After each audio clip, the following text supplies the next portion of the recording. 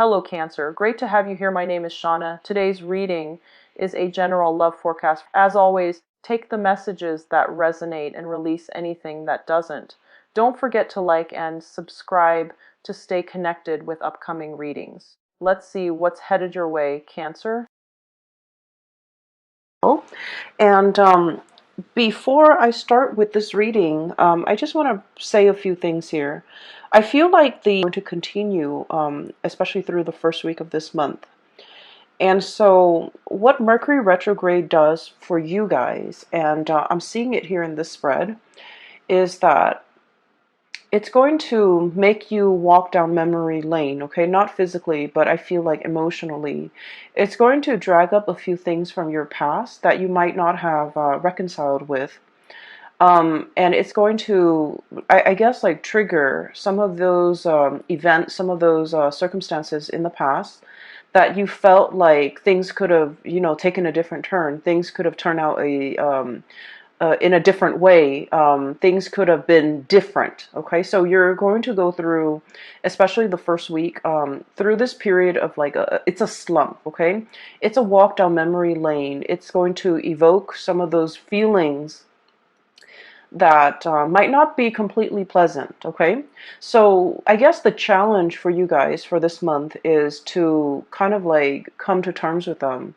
And if it makes you uncomfortable thinking about it, just ask yourself, like, why is it making me uncomfortable? Why am I suppressing it? Why am I not, I guess, like, why am I not able to release it? Why does it make me feel comfortable every time it comes up? Okay. So I feel like you have some murky waters that you need to kind of like plug up your nose and just kind of brace for impact and just walk through. And once you go through that process of emotional purging, you're going to realize that, you know what, they're just thoughts, they're just words, they're just events in the past. They can't really hurt me anymore.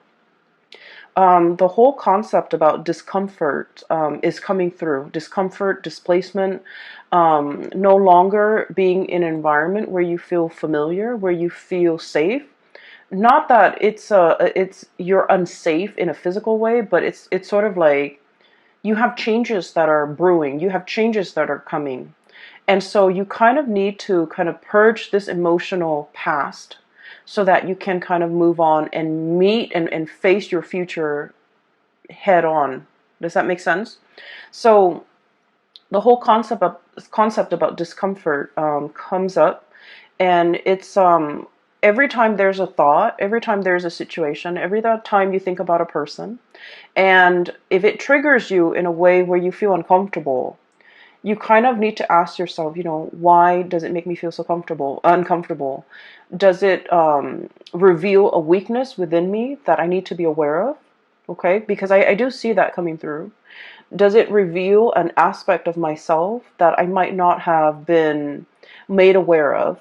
Does it reveal something about me that I need to come to terms with? Because a lot of the times when we're dealing with another person and our interpersonal interaction with another person, it reveals a lot about us, okay? And the things sometimes that we dislike or we find like repulsive in another person, if we dig deeper, I feel like there's some underlying I guess like similarities between that person and us that we want to kind of purge from ourselves, okay? And that's why these are like trigger points.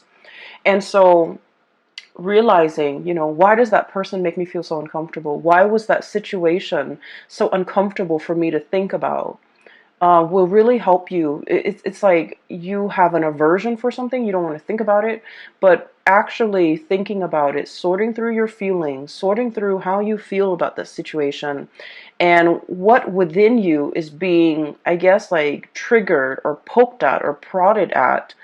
Um, I'm sensing that it will reveal a lot to you about, letting go of this or purging this or really understanding yourself and why these things have been such trigger points for you in the past, okay? So I would say like the first week of March, it's not going to be completely, I want to say, you're going to be in a much better frame of mind, and you're going to feel so much better, so much lighter, and the purging needs to happen in order for you to feel lighter. And I feel for many of you, it is emotional purging. For many of you, it is like physically purging belongings, stuff that has accumulated, okay? Ways of dealing with people, or even like unhealthy coping habits that you've been resorting to as well. So I do feel like there's a lot here to be said about growth, about self-awareness, about really understanding yourself and realizing where your strengths and your weaknesses lie, so that you can work to fortify your weaknesses and you can work to enhance your strength. Okay, so it's all about self-care, it's all about self-awareness, it's all about, grooming the self in preparation for all the really wonderful good things that you have coming for you. So the way that I look at this reading, it seems like this, okay? Honestly, everything that is over here is phenomenal, okay? We do have these two cards that they're coming out very early on in the spread, so I feel like their energy can feel a little bit heavy. So these are emotionally heavy cards. And then if you can, find yourself kind of like bouncing above this, or overcoming this, everything here looks very promising. All right. When I was shuffling out this spread for you, I saw an image, and it looks to me like a gas station back in the 60s, 60, 70. Um, so I see this young man. He's driving like an Oldsmobile. Like it's a really, really old car, but he painted it red, and he takes really good care of it. He's giving it like premium grade gasoline. And he's very young too, so he looks like he's about 20, and he's wearing like just a it's not super clean, but just a white simple shirt, and he's wearing like pants and suspenders. He's got a little hat on, so he's like polishing the car. He's putting gas in it, and it's like it's very shiny. It's shimmering. It seems to me like it might be a car that his dad passed down to him, or his grandpa passed down to him. But either way, I feel like for someone who's so young, he has such a beautiful car. It seems like it's passed down to him, and so it has sentimental value. So he's at a gas station pumping gas. And then there's another man, older, possibly in his 50s, kind of haughty, kind of like stuck up looking. And the man admires the car, and then he approaches the young man. He was all like, "How much you want for that car?" And the man's like, "Oh, it's not for sale." And he goes back to pumping gas. And the older man was all like, "I'll give you, 5,000 for it." And the guy was like, "Sir, it's not for sale." And he goes, "I'll give you, 6,000. He goes, "No." And then the guy keeps upping the price, like 7,000. And the young man tries to ignore him. And the older man, he's kind of like getting kind of upset, feeling like he's ignored, feeling undermined, feeling like, "Why don't you want my money?" Things like that. And so I feel a little bit of a standoff, like a little bit of a confrontation between these two people. And it's done in a very subtle way. And the older man is thinking, well, everyone has a price, There's a price for everything. And then the young man just keeps ignoring him. And he goes about his business, wiping the car. And while the gas is filling up. And the older man was all like, well, everyone has a price. He tells the young man that. And the young man was all like, "This is not for sale." Or like, "I'm not for sale," or "I don't have a price." Okay, so when I saw this, I was thinking, you're pretty much like the young man. Okay, and the mentality here is that there's a situation that you're not really compromising on, okay? So it could be like a negotiation, a bartering process where somebody is trying to get the best deal. And I feel like you're very fixed about what you will or will not compromise on. And you're very fixed about what you will or will not tolerate, or you're very fixed about where you stand, okay? It's like, I will not budge from this position. So it's very much about defending your territory, not letting people walk all over you. But at the same time, the underlying message here is you're staying true to yourself, and you're realizing there are some things that money really can't buy. Okay? And so when I saw that scene, I feel like the energy is played out in both of these cards. So first of all, we have here the Ten of Swords and the Seven of Pentacles. And let me talk about these two cards in tandem, because I feel like for many of you, you're going through this very reflective, introspective mode, and you're trying to, you're looking at events from the past.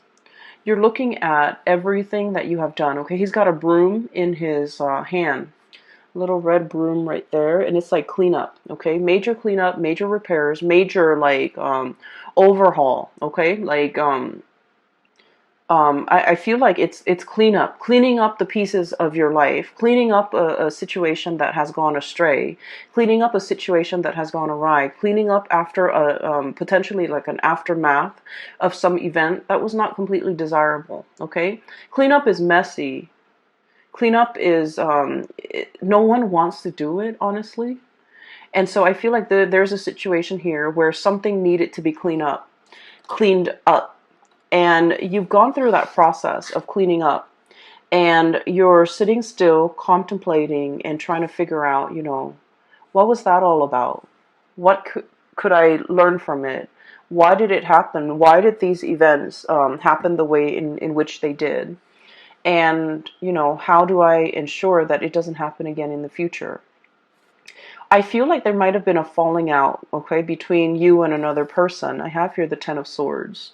And the Ten of Swords is sort of like being very hurt by the actions and the words and that somebody, it's like somebody saying something or doing something to you that is very, very hurtful. Okay. And with the Ten of Swords, it's like, whoever that's launching the swords, they had 10 tries and they hit the target every single time. So it feels like it's very personal. It feels like very directed. And it feels like, I feel like somebody really hurt you. Somebody might have said things that really triggered you. Somebody might have aimed for your weak spot. Somebody might have, kind of like hit below the belt or targeted you in a way where it was very directed, it was very purposeful, and it was done in a way that was like, there's no coming back from it. There's no way to say, oh, I'm sorry, and make this situation go away. There's no reviving this situation. There's nothing that anyone can do now to make all the pieces come back together. And so I feel like there was a situation in your life that has, ended, and it ended in a pretty crappy way. And so you're looking at the aftermath. You're looking at, why did this person do what they did? Why did they behave in such a manner? What did I do to deserve this? And are they aware of how much they've hurt me? Are they aware of, how sensitive I am? Because Cancers, you guys are very deeply sensitive. And that is why you don't go out of your way to hurt anybody. Because you understand that, words can cut, and words can't be rescinded. They can't be taken back. And so I feel like you're contemplating and trying to understand this situation. Why did they say such hurtful things? Why did they do what they did? Um, you're struggling to try to understand, like, why did they take it so personally? Or why am I even taking this so personally? And what you have to understand, though, is I feel like, there was a situation here where somebody's ego was at stake. Okay, somebody's like, somebody either felt very ignored, somebody either felt very undermined, kind of like that man. It's like, I'm here, I'm trying to make you an offer, and you're not even listening to me. You're turning away, and things like that. And I feel like you were dealing with somebody, and whatever you told them, they couldn't take no for an answer. Okay? It's like telling them no multiple times. And you guys in general are not super assertive. But when you say no and then they refuse to acknowledge your no, or they refuse to accept it, I feel then, you start to ignore it. And then I also feel like this person was like fighting for attention. This person wanted to be the center of attention. This person wanted to make themselves heard. This person felt ignored. They felt overlooked. They felt like it was really affecting their ego.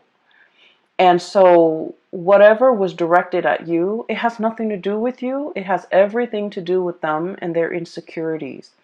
Okay, not being able to hold their own, not being able to, talk to you like an adult, not being able to kind of approach you in a serious manner and in the spirit of, resolving things rather than just blindly attacking you. So I feel like there's a situation here. And no matter how much you try to, kind of like go over the events in your head, I feel like there wasn't another way that there wasn't another outcome that could have come out of this. You did what you had to do. And I feel like whatever, toxic venom that was thrown at from the other party, I feel like they did that out of a space of weakness, and they would have done this to anybody and not just you. But they felt like they were being ignored by you. They felt like you weren't giving them the time of day, and it really upset them. And that's when they kind of spew venom. And so, looking at the situation, the best thing to do is not to try to understand another person's motives, okay? A lot of the times we want to give somebody the benefit of the doubt. We want to, believe that, well, people are all kind and sweet and helpful. But I feel like in this situation, it's stirring some really, really deep-rooted insecurities within the other person. And so their emotional reaction was not rational. And so trying to, understand it, trying to make sense of it, I feel like it might not be the right way to go about it, okay? Like, why did they say these hurtful things to me? Why did they behave in that way? And their actions was not coming from a space of rationality, so don't try to wrap your head around it, okay? It doesn't make sense. Does that sound like I'm making sense? So,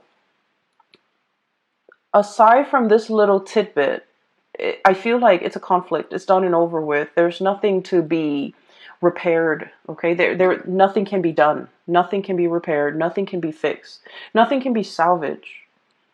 So it's a done deal. And because it's a done deal, we kind of need to move on. Okay, so Ten of Swords. This is an ending here. A major relationship, a major situation a major phase in your life even has kind of like ended. You're doing the cleanup. You're dealing with the aftermath. You've already cleaned up. Your memories will get triggered. Events will trigger and bring you back to that emotional space. And don't try to make sense of it, okay? Do your cleanup. Resolve this situation within yourself and move past it. Because what is right behind you and you're kind of turning your back to is we have the Ace of Wands. And then we also have as well the King of Swords, okay? So this indicates to me a lot of new energies that are in store for you that you need to be facing head on, okay? The Ace of Wands usually indicates some type of a new project, something that is very phenomenal, something that you can kind of like carry into your future with you. It's the Wands energy is a torch, okay? It's like something that is exciting and fun and passionate, and you're going to feel very committed and very driven. A lot of the times too, it's like a whoosh, like a really fast, swift energy that denotes changes, forward movement, momentum, and it happens really, really fast. So while you're mulling over this situation, if you're too caught up in the past, this opportunity might slip you by. So you need to be very quick on the uptake, and you need to be physically looking at it, reacting to it, and grabbing it right when it comes in. Because like I said, this is very fast, and is in an element that is counter to yours. It's a fire energy. You're a water sign. And so you need to be very decisive, okay? And the King of Swords, this is a message here about, being very, very discerning and being very decisive. Let's be honest, Cancers. I feel like decisiveness is not really your strong suit, okay? And the best way that I can explain this, and I don't know if you might relate to this, but what I feel is like with the Cancerian people, you know how if you look at the night sky, right? Every night, the moon, it changes its shape, okay? So it's like it grows bigger and bigger from a crescent moon into a full moon, and then it waxes, right? It reverts back to a crescent shape, and then it disappears. And so the phases of the moon changes, the shape of the moon changes from one night to the next. And I feel like with Cancerian people, you're ruled by the moon. That's your ruling planet. And it can be a little bit frustrating to really figure out what you want, to really be 100% sure about what you want. Believe it or not, other signs don't have the same problem. They're very decisive. They know with every fiber in their being what they want to do, what they want to say yes to, what they want to accept. But I feel like for you guys, figuring out that 100% certainty has been like an uphill battle. And I feel like even when you really want something, you're never 100% sure. And I feel like from one day to the next, your feelings, your emotions, your sense of decisiveness, it fluctuates.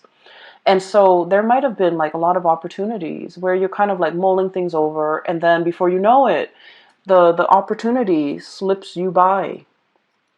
And there might have been times when you're just kind of like thinking about all the missed opportunities, all the things that slip you by while you were waiting to make a decision. And so the message here is life is accelerating. It's not going to stop.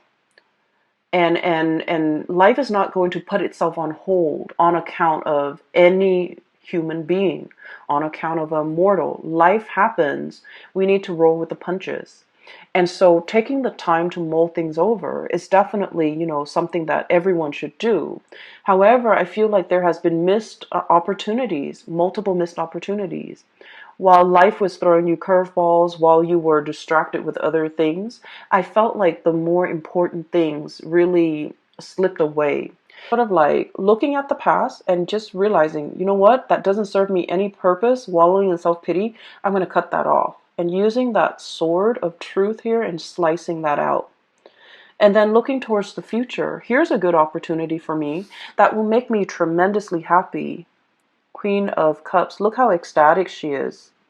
This is kind of like finding that space of perfect equilibrium where you're feeling very emotionally hopeful and happy and satiated and you have all your needs met. So I feel like there's something coming through that has a lot of potential that will make you really, really happy. And this is where your energy, your frame of mind should be focused. And so you have to be aware of the tendency to kind of like wallow in this situation and then moving away from that, recognizing when it happens, recognizing the heaviness associated with it. So that whenever that heaviness creeps in and you start to feel it in your being, right? You want to shake it off and move yourself here. Okay? So this is all about knowing ourselves really well, knowing how we feel, knowing what's not good for us, knowing what we need to move away from, and knowing what we need to kind of like embrace and focus on and focus our energy and our resources on, because there's a lot of room for growth, okay? So the Empress is all about that. Being really in charge and secure within yourself. The Empress is about abundance. It's about creation. And it's also about like, it's somebody who's very nurturing, very caring. And whenever I think of a Cancerian person, I think of the Empress, because the Cancerian person, they will invite, guests to their home. They will feed their guests. They will make sure everyone is comfortable, everyone's happy, everyone is thoroughly fed. And it's like being very gracious, being a really good hostess, but really caring about another person's well-being, really caring that the person has enough to eat, really caring that the person is, not suffering from the cold and the heat or the chills of the elements. So I feel like there's a lot of opportunities here where you are in charge. You're going to be either taking care of people or, making sure that people are well taken care of. And so I feel like there's some project here that are in the works for you that will make you really happy. It's kind of like right up your alley, and it speaks to it will require you to tap into all the skills that you're very proud of within yourself. Being a good caretaker, being of service to other people, being in an environment where you can, make a situation better for a group of people, for humanity in some way. So I feel like it's not ego driven. It's a position or a situation where you can put all your skills to good use, and this is where your energy needs to be focused. Okay. Um, you have two aces here. Oops, sorry. You have the Ace of Wands, which is new projects. Okay, something that's coming in very, very fast, very, very fast, and it's catching you unawares. I'm feeling.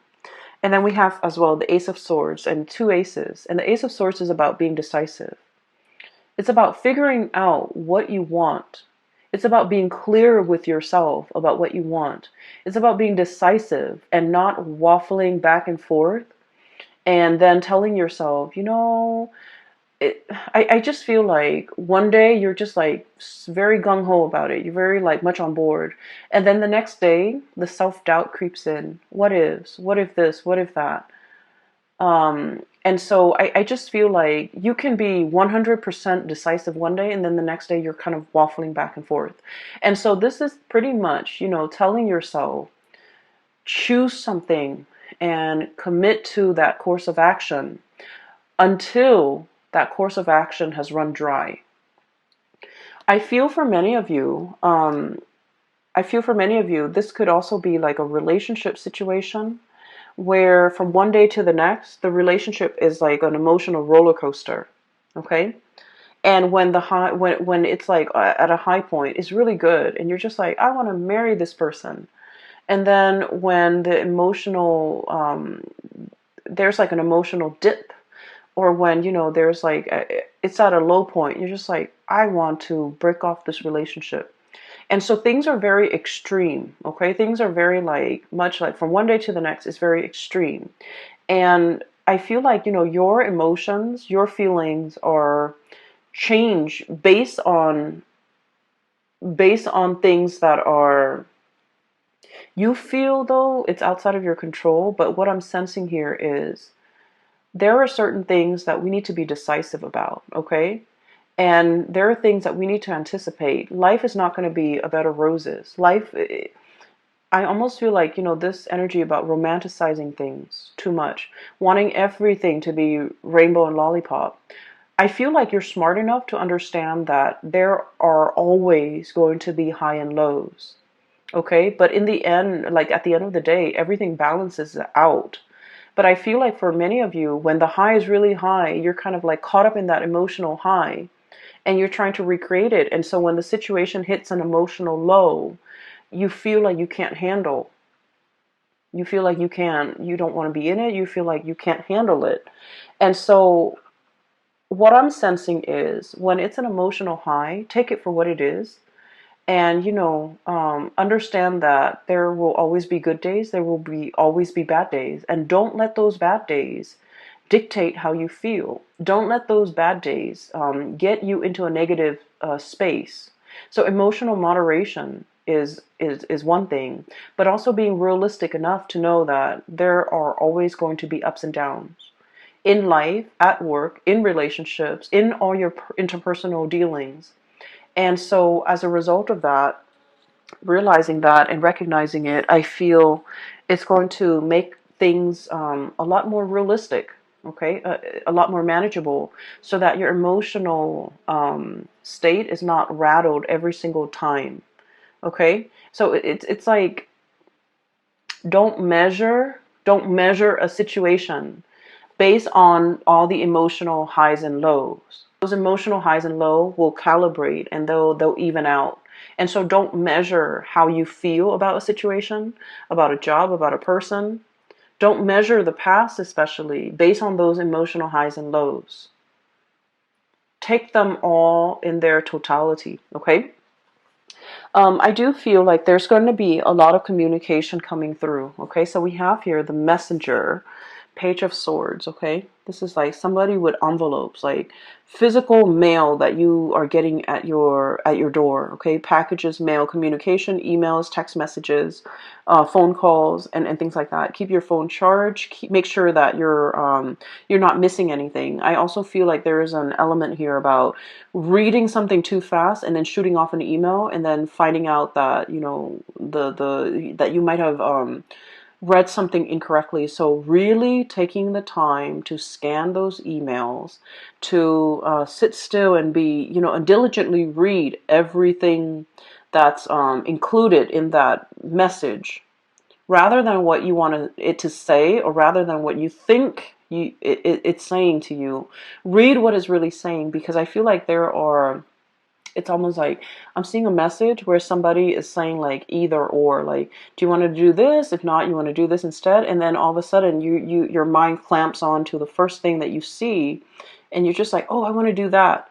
And then so I feel like there's a fixity, like a fixedness when it comes to reading what you think you want it to say rather than what it's really saying to you, okay?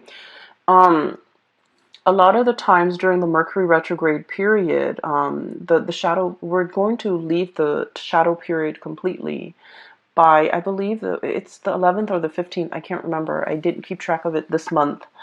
But what it does is that when the Mercury retrograde cycle is happening, Mercury, the planet that facilitates communication, mental processes, processing information, and so forth, is not in the sky. It's working its way backwards. And when it's not there, we have to be extra diligent about doing our part to make sure communications don't happen. So that means we need to scan emails. We need to read it twice. We need to make sure something is sent. We also need to make sure that we don't miss messages or important communication that's coming through. We also need to make sure that when we say something, we explain ourselves so that other people don't misconstrue what we say. And so I feel like it's an important time to, take that extra protective measure to make sure that you're reading what is really on the page, not what your mind wants to see, okay? And so there's a lot of important communication, very, very, very important communication coming through. And it's linked up here with the Wheel of Fortune. So Ace of Swords and the Wheel of Fortune. And the Wheel of Fortune it's a major arcana card. It's a big deal, and it's a really, really good card. It's basically telling you your luck is turning for the better. And it's basically telling you one major cycle of your life is coming to an end. And the wheel is turning so that something new is coming in, okay? This is a major life-changing type of a month for you. And you have a lot of executive decisions that you need to make. You need to be very decisive. And you need to verbally, I'm hearing this crowing of the rooster. You need to very, very physically, verbally tell somebody how you feel. This could be like, no, leave me alone, or no, I'm not for sale, or no, this is not what I want, or no, this is something that I want. So whatever it is that you need to say, I feel like you need to verbally say it. You need to, state your intentions. You need to be able to not only think about what you want and feel what you want, but you need to be verbally able to state exactly what you want and to be very decisive, okay?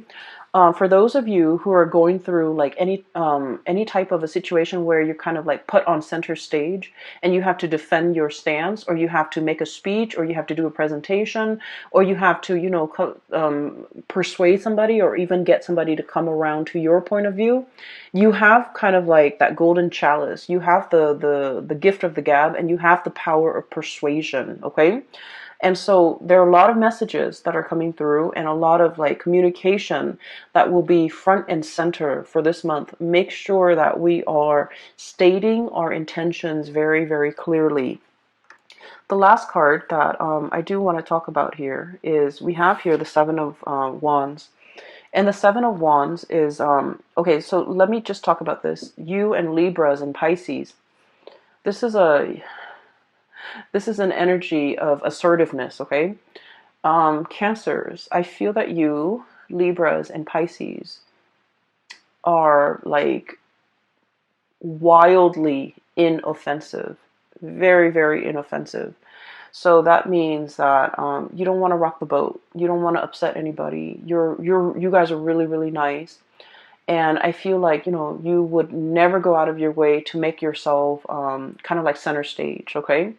For those of you who have like a lot of Leo placement, or even like fire sign placement, Sagittarius, or even Aries, you might want to rock the boat. But I feel like the majority of you, this is somebody who's like very inoffensive. They don't want to rock the boat. They don't want to hurt anybody. They don't want to be a contrarian. They don't want to go against the herd. Not that you're not opinionated, but I feel like you're opinionated, and but in a crowd, I feel like, you want to kind of like go with the herd. And the Seven of Wands, this is about, battling all the opposition, okay? This is like being stuck on a hill and all the wands are coming at you, where you have to defend yourself, where you have to defend your stance, where you have to like explain to other people why you believe in the things that you believe in and why you feel a specific way. And so this is a card mainly about, it's about self-awareness. It's about self-assertion. It's about assertiveness. And, really giving somebody a piece of your mind so that they leave you alone. Okay, kind of like that young man with the Oldsmobile. This car is not for sale, sir. And raise your voice. Say what you need to say so that the other person gets out of your face. And I feel like there's a lot of power to be had here by speaking your truth, by stating your intention, by, saying something with assertiveness, and let that be enough to make the other person accept what you have to say. It's not about, repeating ourselves. No, it's not really for sale, and kind of like in a passive aggressive way, but like saying, no, it's not for sale. I'm not for sale. I don't want your money. I don't want your attention. I don't want anything you have to give me. And so I feel in a way it's sort of like coming to terms with times in the past where you have not been like this, where you felt like your power, the things that you say have been drowned out, where you felt like you didn't have an opportunity to speak at the past and figuring out, where have I been kind of like wishy-washy, or where have I not been assertive, or where have I let my truth kind of drown out or get drowned out by the voice of the herd. Okay, or where have I been really passive aggressive with people, and they kept pushing me, they kept encroaching upon my boundaries and my space, and they didn't leave me alone. What could I have done differently? And I feel like a lot of it is just this massive crowing, like stating your truth and being very firm. So sometimes it's not the things that we say, but the tone. Okay, so like having a very firm stance, and you can't have a firm, it's like you can't say something firmly and with conviction unless you feel it in every fiber of your being. You have to feel something a certain way, like you have to feel it, and you have to feel that conviction before you can stand in front of a crowd or stand in front of an opponent to be able to tell them, back off. Okay, so this is about reclaiming your space, and this is about reclaiming, your sense of self, knowing yourself well, knowing what works for you, and defending that, okay? I feel like for many of you, there might have been a relationship situation here where somebody might have said some mean things, okay? And I feel like, there's no going back to it, okay, Cancer? There's no going back to it. It's Ten of Swords here. And then Ace of Swords is about cutting off. It's a severance. It's done and over with. We can't really go back to it. Many of you have freed yourself from potentially someone who's like verbally abusive. And you're in a state where you're very happy. And I'm really glad to see this for you. And so keep doing you and focusing on that and focusing on how to move your situation forward. So we're focusing on movement, and we're trying to move away from these two cards, which denotes to me, you know, like mulling over the past, trying to justify it, trying to make sense of it. And you want to focus your attention here, okay? So for those of you who are, if you find this helpful and if you are in need of spiritual guidance, I have a link in the description box below for a psychic.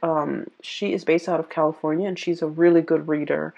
I highly recommend that you get a reading with her, and she's phenomenal. I can't, I just highly recommend her, okay? So the link is in the description box below. I also have a link as well to an artist. She has a website and she does like alcohol-based paintings. I also think she does acrylic paintings and a little, acrylic paintings. So if you want to check out her website, there's some cool artwork on there. It's abstract artwork. It's pretty cool. So that link is also in the description box below. I do wish you all the best, okay, Cancers? Take care of yourself. And I'm really happy to see this for you. I feel like, you know, there's only one direction here, and we need to move forward, okay? So best of luck with everything. I will talk to you guys soon. Enjoy the rest.